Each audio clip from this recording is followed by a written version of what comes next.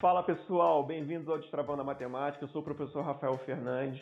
A gente vai falar vai dar continuidade, na verdade, ao tema de geometria espacial. A gente está fazendo várias aulas de geometria espacial. Essa aula de hoje é sobre o cone, é uma aula imperdível. Valeu? Vem comigo.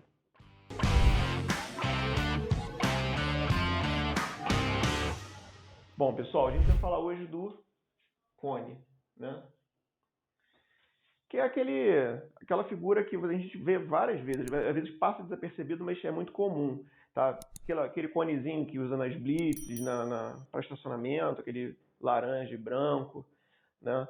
Tem aquela casquinha de sorvete, também é muito comum na casquinha, o formato de um cone, tá? É importante que você tenha sempre em mente o seguinte, que o cone, na verdade, é a casquinha e mais a parte de dentro, tá, gente? É como se ela fosse toda preenchida. Você pega um cone, vira de cabeça para baixo e enche dele d'água, por exemplo.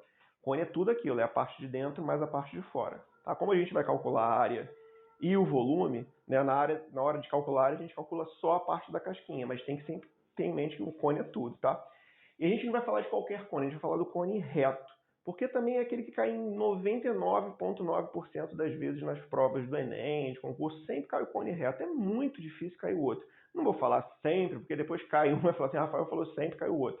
Mas assim, na maioria das vezes é um cone reto. O que é um cone reto, pessoal? O cone reto é justamente aquele, quando você posiciona o vértice aqui e você traça a altura dele, ele faz 90 graus com o plano, né? Esse plano aqui que está em verdinho, aqui, a circunferência verde.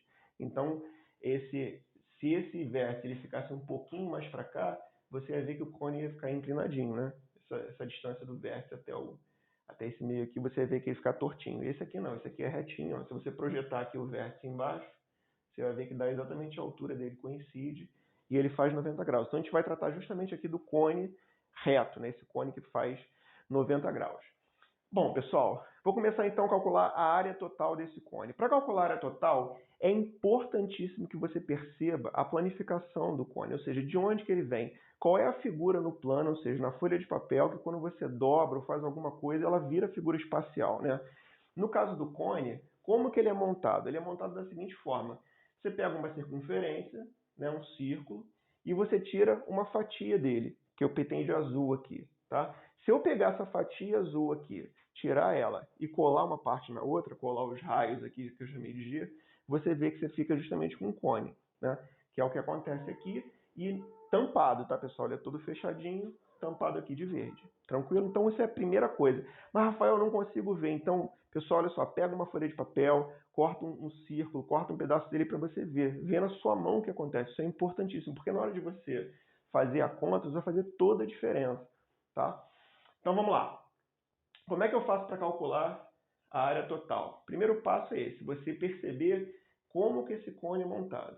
Então, o vértice é esse pontinho aqui de cima. Esse segmento aqui, essa bordinha aqui, a gente chama de geratriz, eu chamei de G. A altura do cone aqui, vou falar que é H, tá? E esse raio da base aqui, ó, vou chamar de R.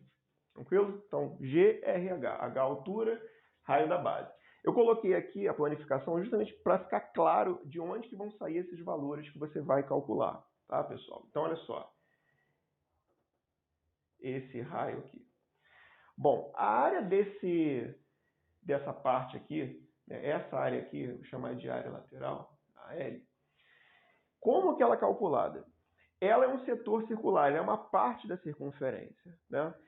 Aqui, na verdade, o que a gente faz assim, é uma regrinha de 3. A gente faz uma comparação. Ou seja, você sabe que a área da circunferência toda é π vezes g ao quadrado, porque aqui no caso o g é o raio da circunferência maior, de onde que saiu o cone, né, de onde ele foi montado. E você faz uma regra de 3 comparando com a parte que você quer, certo? Se você quer saber de onde que vai sair esse valor, escreve nos comentários para mim, porque é uma regra de 3 super tranquila, tá? Muito fácil de demonstrar, e se você ficar curioso, eu demonstro para você de onde que vai sair esse valor. Mas o mais importante de saber de onde que vai sair esse valor é você perceber uma coisa aqui, ó. É a mais importante, pessoal, olha só. Quando você pega esse setor circular aqui, esse barbante aqui, o comprimento dele, ele coincide justamente com o comprimento da circunferência de verde, que é o comprimento da tampinha. Ó, Vê se você consegue perceber. Vê a parte pretinha aqui. Se eu corto ela igual um barbante e abro aqui, tá? O comprimento dela é exatamente igual o comprimento desse setor circular, tá? Então, é essa relação que você usa para falar que a área lateral é π vezes R vezes G, tá?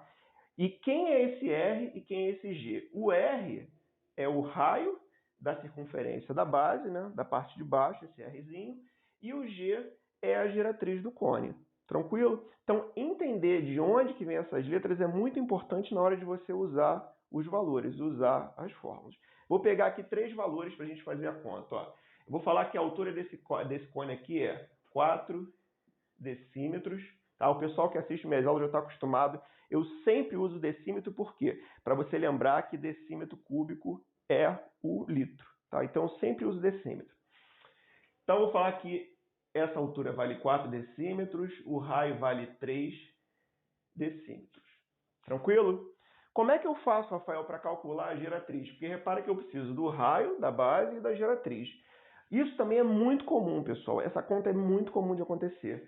Repara o seguinte, ó, esse triângulo que tem um ângulo reto, é um triângulo retângulo. Qual é a relação que a gente usa para calcular um lado do triângulo retângulo? Quase que todas as vezes, teorema de Pitágoras, tá? Pensou, triângulo retângulo, calcular um dos lados, pensa logo em teorema de Pitágoras que quase sempre você vai chegar a algum lugar. Então, ó, repara esse triângulo aqui, ó, um cateto e a hipotenusa. Rafael, como é que eu identifico a hipotenusa? A hipotenusa é aquela que está sempre virada de frente para o ângulo reto.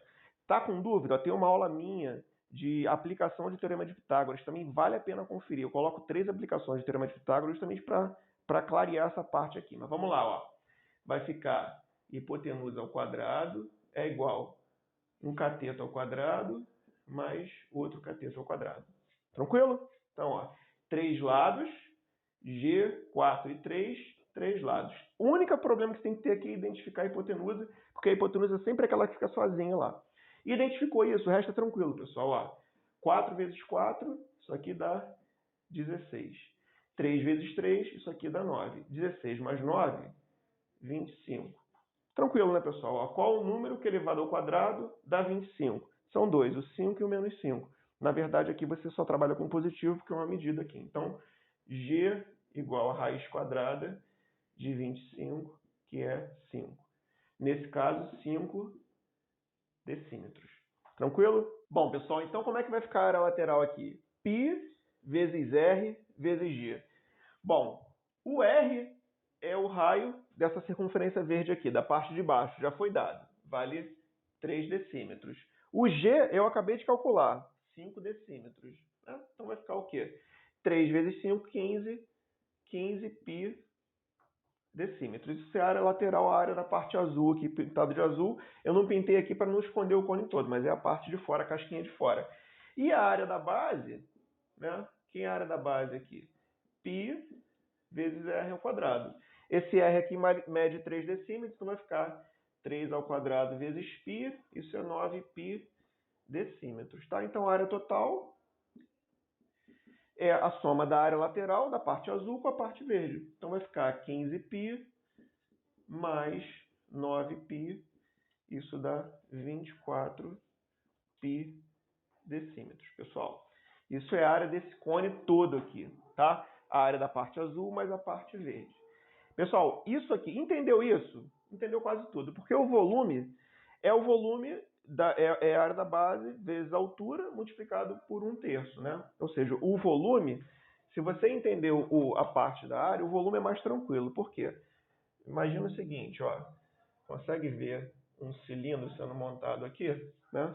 Se você lembrar do volume do cilindro, como é que é o volume do cilindro? É a área da base, que é a parte verdinha aqui, multiplicado pela altura. E essa altura aqui já é dada, ó, 4 decímetros.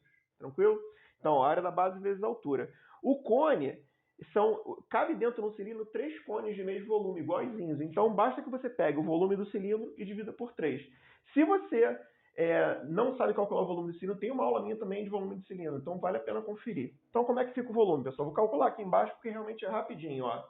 1/3 da área da base.